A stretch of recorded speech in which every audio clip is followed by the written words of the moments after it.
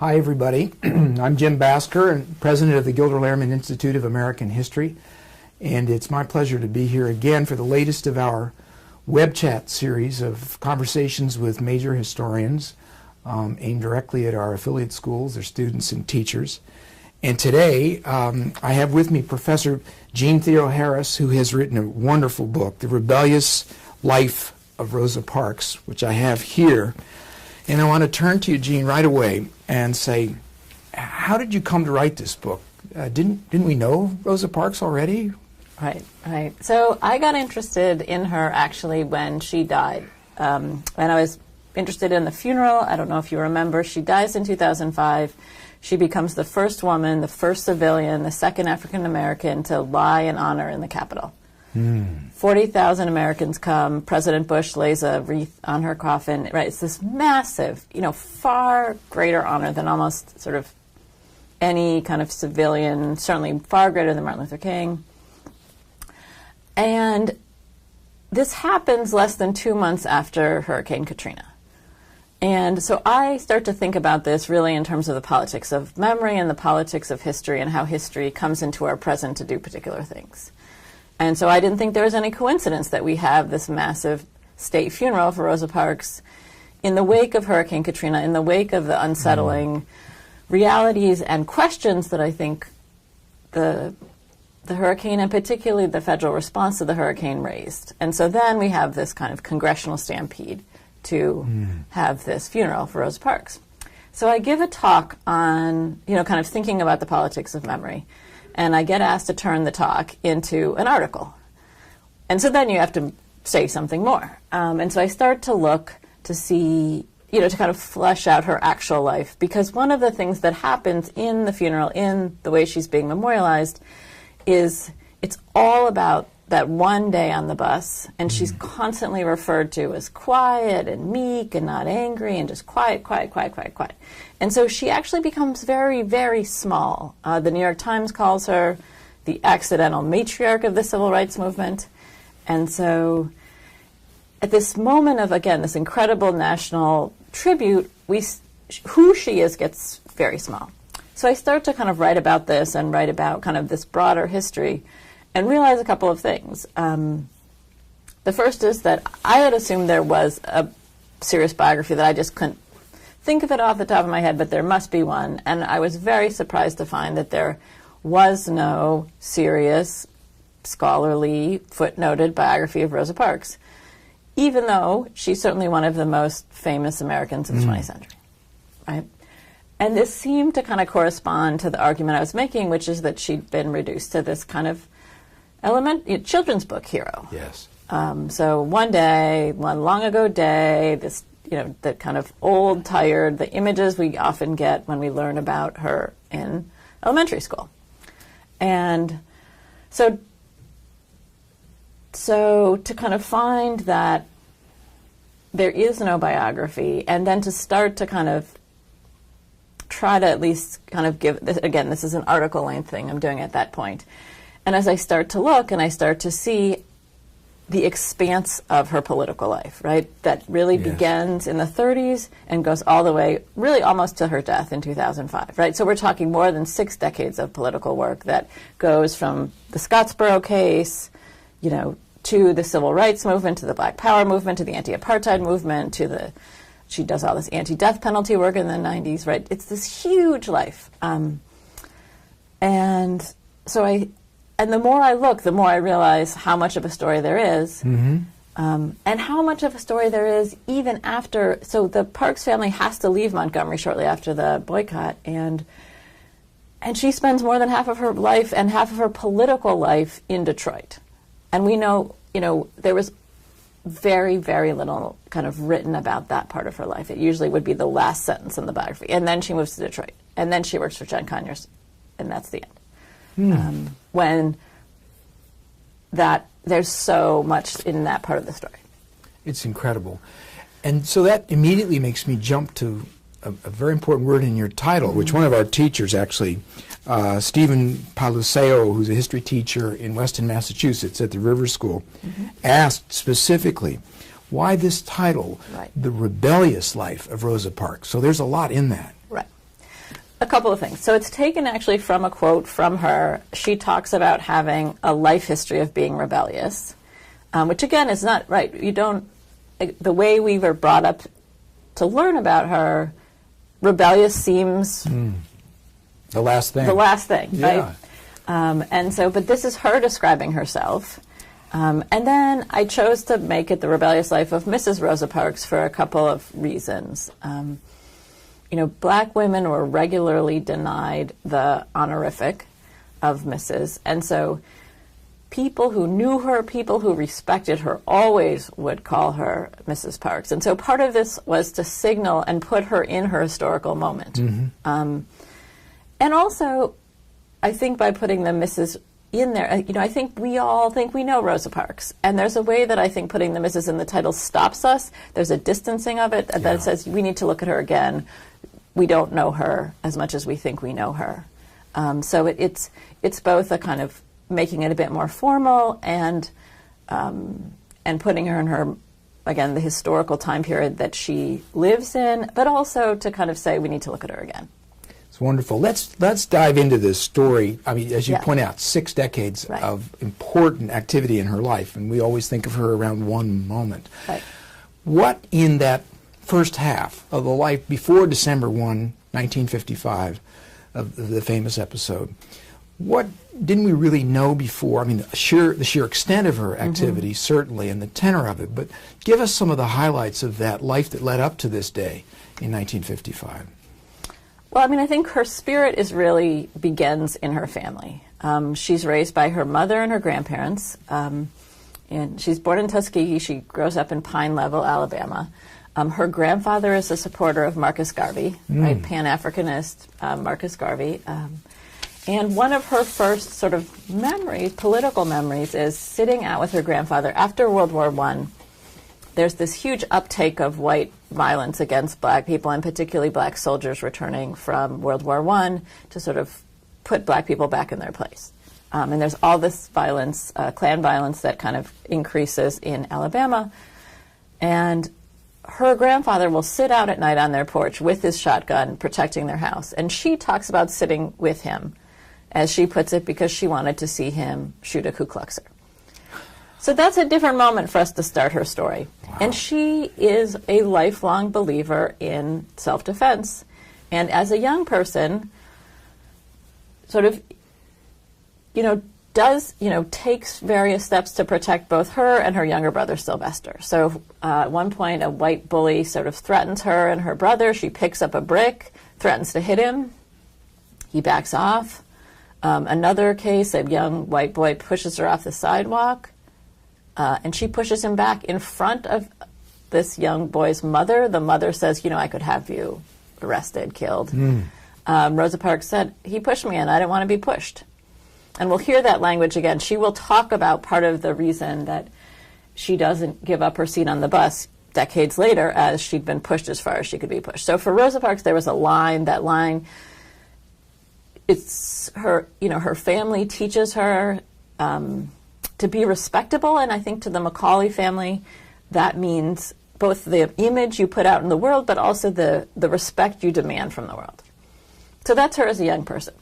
She meets and falls in love with who she describes as the first real activist I ever met, and that is Raymond Parks. And her and Raymond Parks will get married in 1932, and Raymond Parks is working for the Scottsboro case.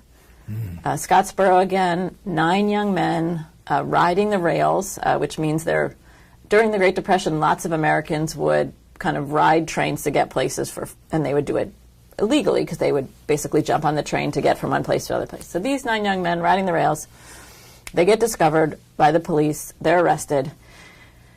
The police find 2 white women also riding the rails in another car, and that charge for those young men quickly changes to rape, and those 9 young men are all tried and convicted, and all but the youngest one, who is 12, sentenced to death. This is in 1931. Now, a local movement in Alabama grows to protect and defend these young men from being executed. Again, they're ages 12 to 19.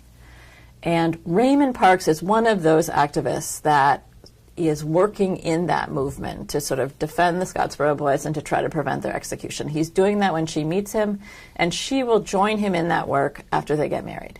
And she talks about sort of late night meetings in their house, the table covered with guns. Even to have a meeting was a dangerous thing. He talks about, how at some of these meetings they would all use the name Larry so that they wouldn't know each other's names, right, for the kind of their own safety.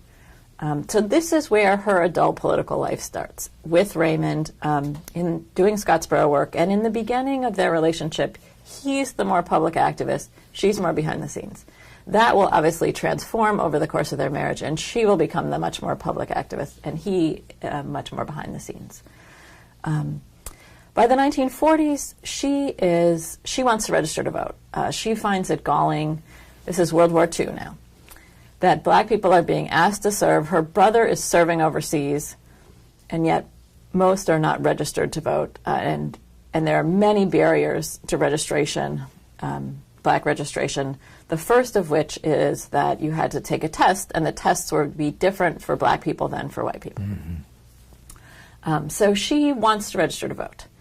And she sees a picture in a local black newspaper of a local NAACP meeting, and there's a picture of a woman that she'd gone to school with. And she says it makes her realize that women can be part of the NAACP. So she goes down, this is 1943, to see if her friend's there, to go to a meeting. And this is the first, this is actually branch election time. So her very first meeting, NAACP meeting, she is elected secretary. She's the only woman there.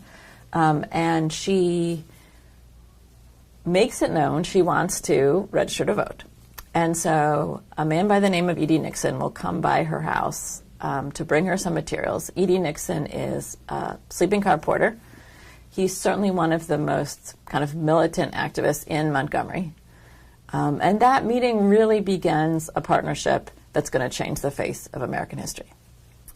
Because E.D. Nixon and Rosa Parks will set about to transform Montgomery's NAACP into a much more active and activist chapter over the next decade. And so they will work on voter registration. And again, this is only 31 black people are registered to vote at this point when Rosa Parks wants to register to vote.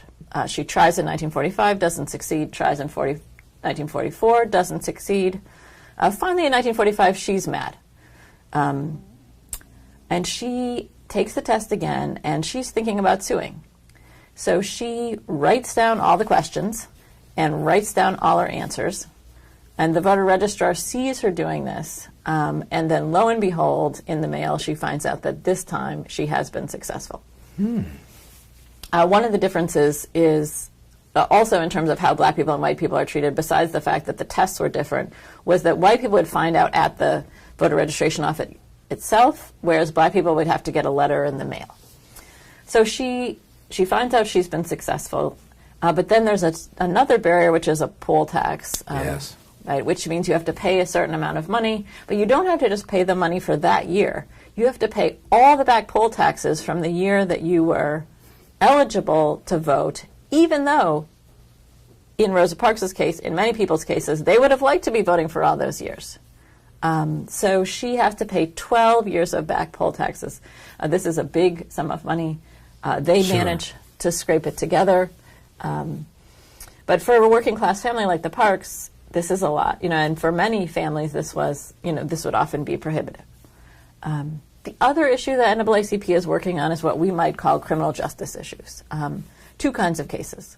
One, like the Scottsboro cases we might call legal lynching cases, cases where black men are being tried and often convicted for crimes they didn't commit. And then the second kind of criminal justice cases she's working on is trying to get the law receptive to white brutality, white sexual violence against black people. So trying to make the law accountable to black people. And so she's traveling through Alabama, taking people's testimonies down, sending them to the Department of Justice, trying to sort of do what they can to make these issues known. And this is very dangerous work, and it's very depressing work. And so they're doing all this stuff, and largely it doesn't go anywhere. They try to file cases, they don't go anywhere, they try to find support, they don't get much. So she's getting increasingly burned out. Yes. And so now we're in the 1950s, and she works during the day at the biggest downtown department store, that's Montgomery Fair. She is an assistant tailor in the men's shop. Montgomery Fair is a segregated department store. That means that black people can shop there, but they can't try on the clothes. The elevators are segregated. And for black employees, it means the employee lunchroom is not available to black people. So that she works there during the day, and then at night she's doing extra sewing on the side. One of the people she's sewing for is one of the few white sort of liberal couples in Montgomery, and that is Clifford and Virginia Durr, longtime civil rights activists. Virginia Durr notices how kind of depressed and burned out Rosa Parks is getting, and she is affiliated with Highlander Folk School.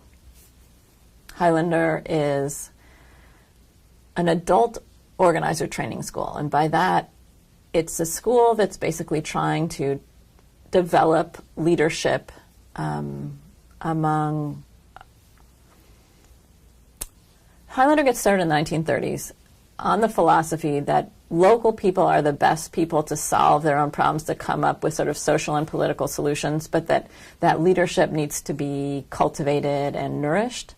And so it gets started in the 1930s around economic issues with the Great Depression. It's way ahead of our time. We have leadership academies now, but there it was in the 30s already. Right. Exactly. And so by the 1950s, they're really turning their attention to civil rights issues. And the head of Highlander, Miles Horton, is friends with Durr, and there's a scholarship for someone to come from Montgomery to a 2-week workshop they're going to do in August of 1955 around school desegregation issues. And Parks and Nixon have been working on school desegregation issues, particularly in the wake of Brown. They're not having very much success. So Rosa Parks will take off 2 weeks of work, which is a significant amount of time, to go to Tennessee to take part in this Highlander workshop. And this is 5 months before her bus stand. And this is, I think, a very transformative moment. She gets there very burned out. Highlander is an interracial school. The workshop she goes to is about half white, half black. She talks about it as the first time she felt like she could express her opinions in front of white people without hostility. She talks about one of the most important things, one of the things she liked best about it, is that she'd wake up in the morning and she'd smell the coffee and the bacon, and she'd realize that white people were making this for her. And so it's in a very, kind of daily way, touching. There's a kind of transformative quality about it. And then she's in this workshop with 50 other adults sort of thinking and strategizing about how to implement school desegregation. Because the problem is we all know Brown, 1954, right? The Supreme Court says separate can never be equal. But the Supreme Court also puts off the implementation aspect of that decision for a year and comes back in 1955 basically with no implementation, with no timetable, with that very famous phrase, with all deliberate speed. And so what people at Highlander know, what Rosa Parks knows, is that there will be no implementation if people don't push for it, if activists don't push for it. And so that's what they're there to do, is to think about how to push for and plan for and try to make real, right, the Supreme Court's sort of decision. And so this is, I think, a very powerful experience. She gets home, and coming home is very hard. She talks about it being very hard to come home. Even before she leaves, they do the last day go-around. What are you going to do when you go home? And she says, there will never be a mass movement in Montgomery. It's the cradle of the Confederacy. White resistance is too great. White violence is too great. And black people aren't unified. So this is, again, August of 1955. She's quite pessimistic. She's very, even then. So even though this has been a very important, she's still very pessimistic. And she says, I'm going to work with the young people. Rosa Parks, her whole life, kind of held out her greatest hope for young people and young people's militancy and sort of spirit. Their impatience. Their impatience, right. That in some sense she felt like her generation was too complacent.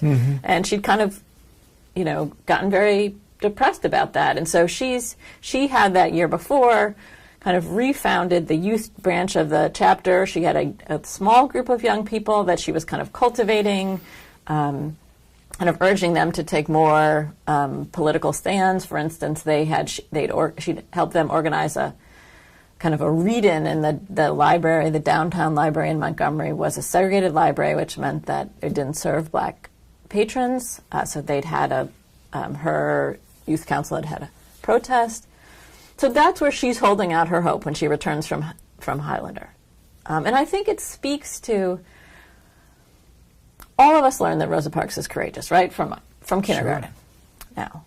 But we actually, I think, miss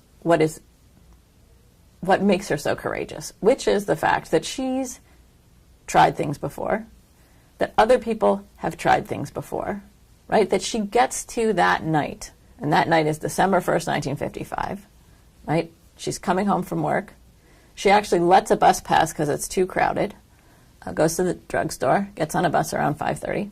She sits in the middle section, right? So she's not sitting in the white section. She's sitting in the middle section. The middle section's kind of this, we might call it a no man's land, in that black paying customers can sit, but can be asked to move if the front section fills up, on the whim of the driver, as Parks would put it. So she's sitting in the middle section. Third stop after she gets on, the bus fills up, and one white man is left standing. And by the terms of Alabama segregation, the 4 people in the aisle that she's sitting in will have to get up so that he can sit down. The bus driver notices this and says, well, you need to get up. No one moves. The bus driver again says, y'all better make it light on yourself. And she says reluctantly, the other 3 people get up. There's a man sitting here. She kind of moves her legs to let him pass, and she pushed as far as she could be pushed. She says, that if she'd gotten up, it was consenting to that treatment, and she did not consent. So really kind of framing this in the terms of kind of both the importance of the individual and kind of the thinking of, we might call it sort of civil disobedience, right, where it's the individual sort of consent. And she also talks about it as being sort of seeing an opportunity to do something that she'd been asking other people to do, which is to take more stands. I want to focus on this moment for a minute. I love what you do, because in your book, not only do you lay out this period leading up to that date, but in some ways you shed new light even on that dramatic day, right. Because it was somewhere in between. It wasn't a complete accident. Right. She was in some sense prepared and decisive. But on the other hand, there were many accidents. This particular bus driver she'd had friction with before, and it's only accidental that she's on his bus. Yes. And at some later stage, where he could have let the whole thing die down, he presses charges. Yes. I love the way you bring out both dimensions of this. It's neither one nor the other. Right. Would you say a little bit more about this unique poise between accident and preparation? Right. So as you mentioned, she had actually had a run-in with this very bus driver about a decade earlier. One of the things that some bus drivers in Montgomery would do would be to make black people pay in the front, but then actually get off the bus and reboard in the back, so they wouldn't even walk next to white people. You have to ask yourself, who thinks all these things up? It's just incredible.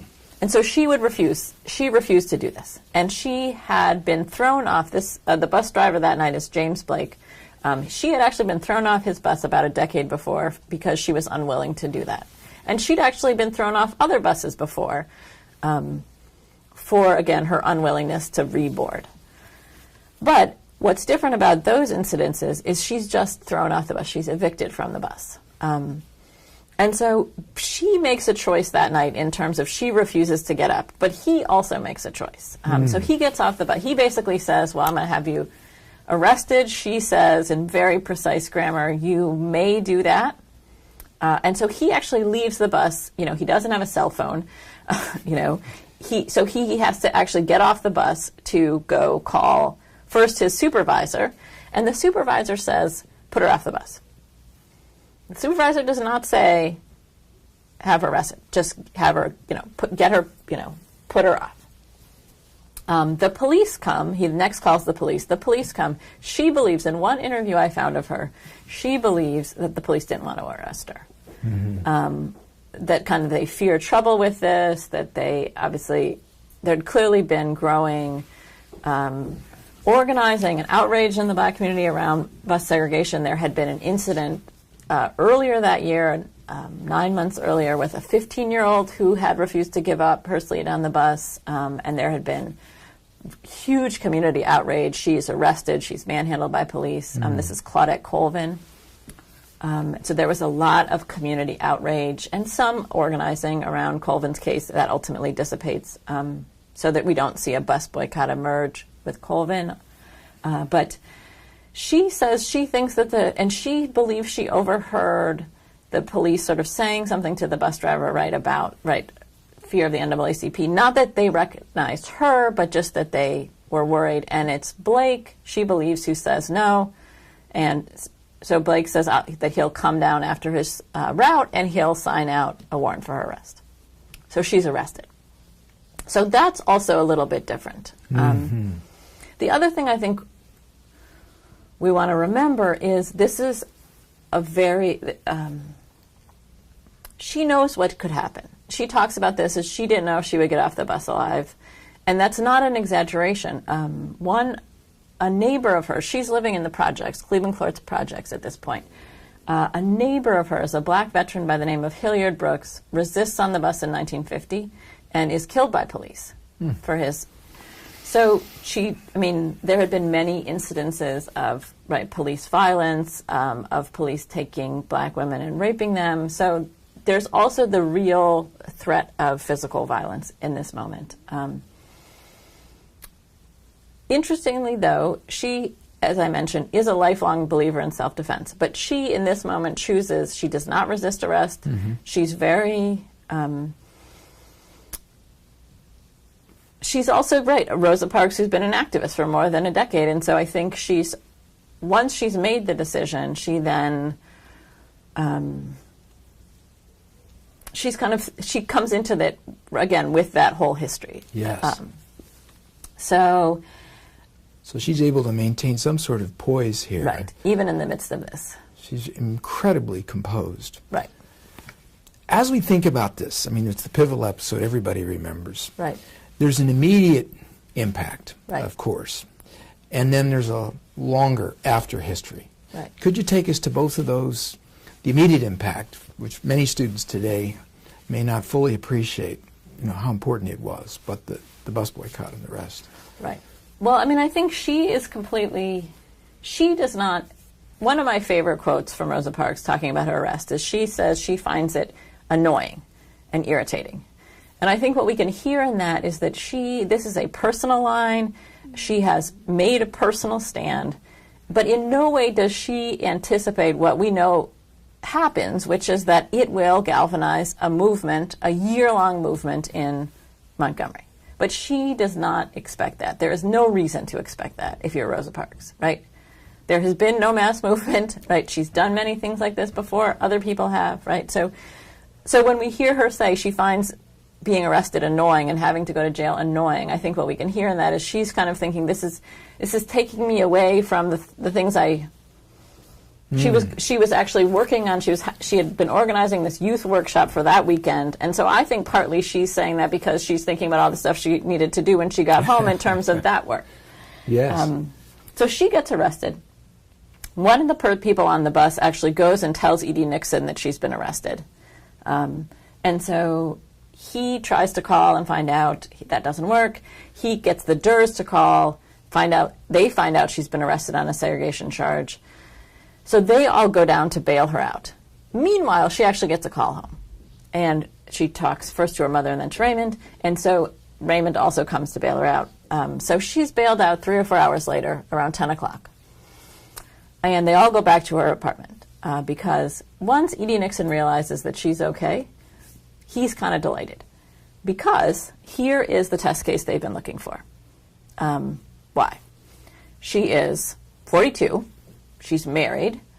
She's very active in her church, right? So she's the kind of image they want to put forward, first. Second, he's worked with her for years. He knows how brave she is, and many people know how brave she is. So he trusts, and people trust that she's not going to flinch under the pressure of kind of being a test case. Sort of, by test case, what I mean is a kind of legal test to segregation. Mm-hmm. So this is, again, in the wake of the Brown decision, also the potential for a test case of Montgomery bus segregation. So Nixon is excited.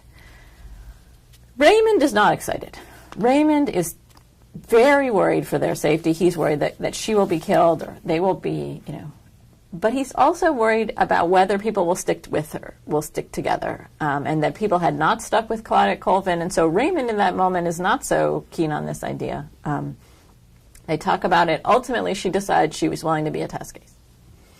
So late that night, we're still on Thursday. This is still Thursday night. She calls a young black lawyer in town, one of the first black lawyers in Alabama, and that is Fred Gray, to ask him if he will represent her.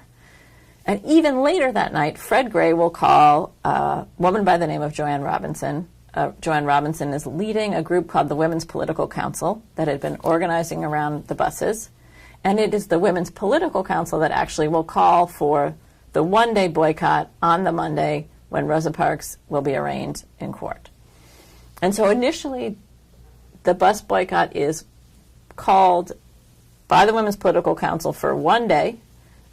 Joanne Robinson will actually sneak out in the middle of the night, sneak into Alabama State College where she's a professor, and with the help of two students, mimeograph, again, yes. Not Xerox, mimeograph. That's right. 35,000. It's the 50s, that's right. It's the 50s, so it's 35,000 leaflets basically calling for this one-day boycott.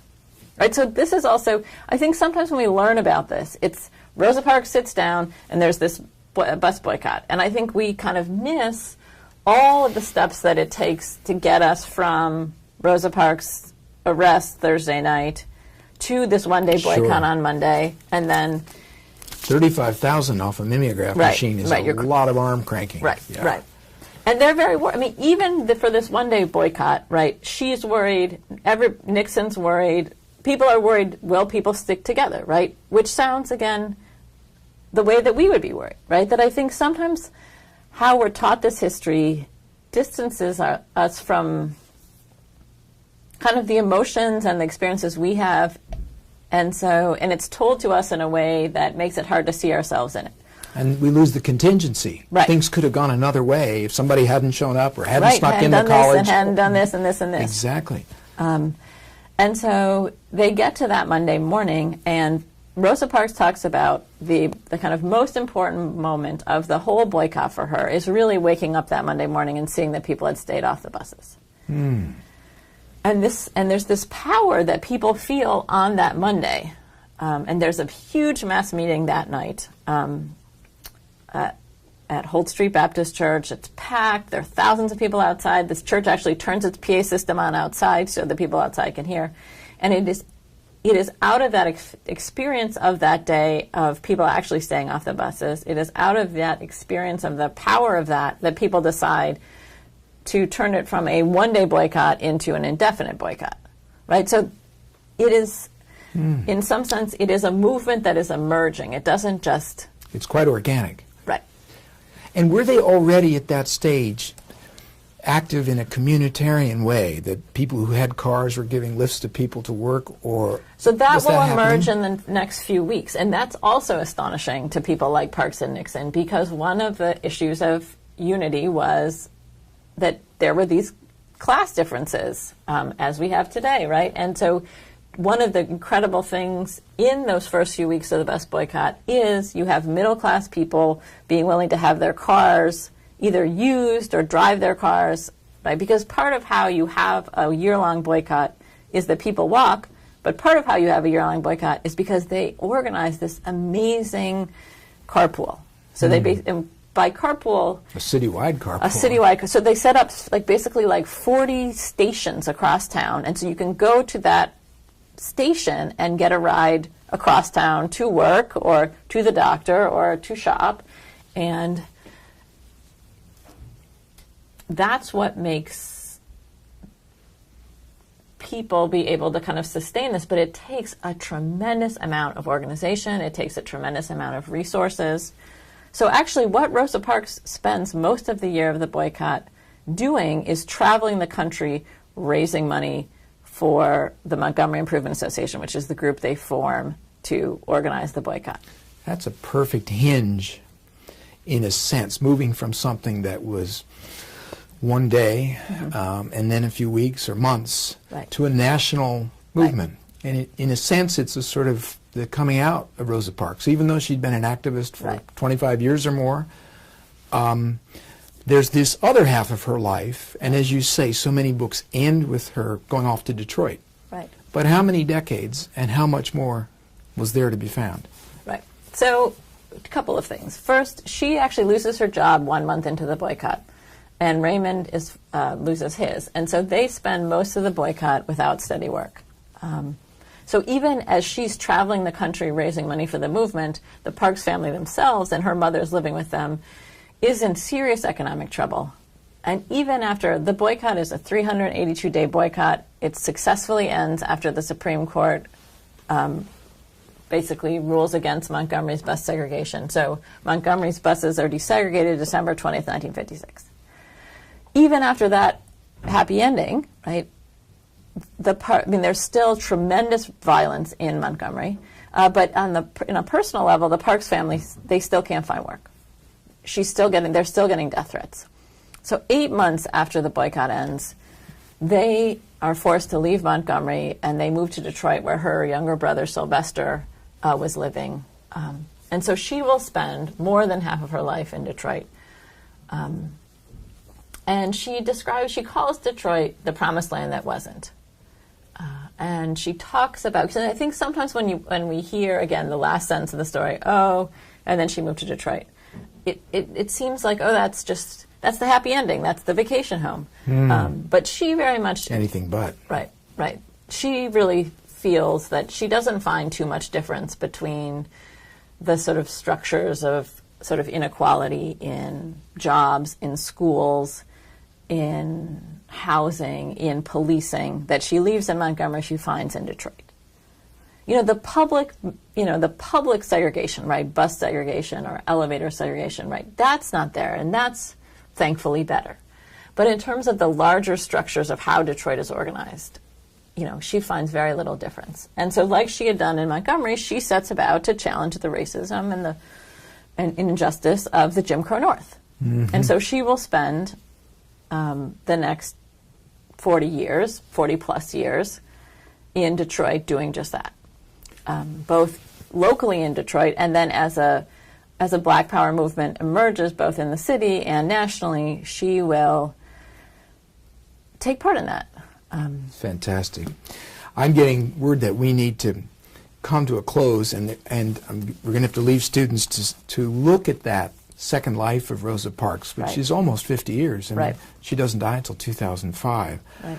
But before we stop, I want to put one really symbolic question to you in front of all of the students who are out there. It's an amazing rediscovery of an iconic figure whom we thought we knew. Right.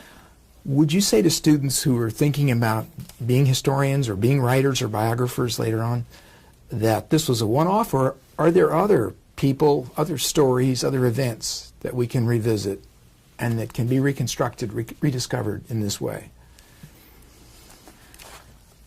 Yeah, absolutely.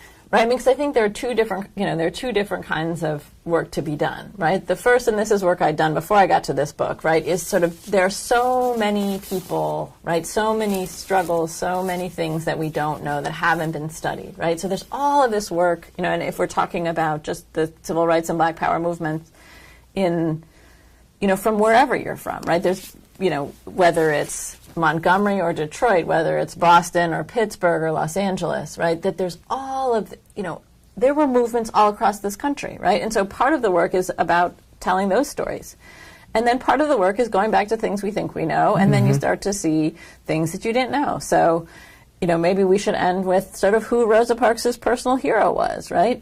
And I think what we would, our image of Rosa Parks is, when I ask this to students, they say King, or her mother, or Harriet Tubman, all of which she had incredible admiration for, but she describes her personal hero to be Malcolm X. It's amazing. It's wonderful. And I hope it's encouraged the students who are watching and listening to you and are going to go and read The Rebellious Life of Mrs. Rosa Parks to think about their own projects of discovery and recovery as they go forward. Thank you, Jeanne, very much. This is just a fantastic book, and I love the way you talk about it and tell these stories. There's so much here. We have to stop now, but I want to encourage everyone who's with us to look ahead to March 5th at 11 a.m. Eastern Time, when we're going to have the next of these web chats with major historians. Next time will be Professor Rebecca Edwards of Vassar College, who will be talking about her book, New Spirits, Americans in the Gilded Age. I'll look forward to seeing you then.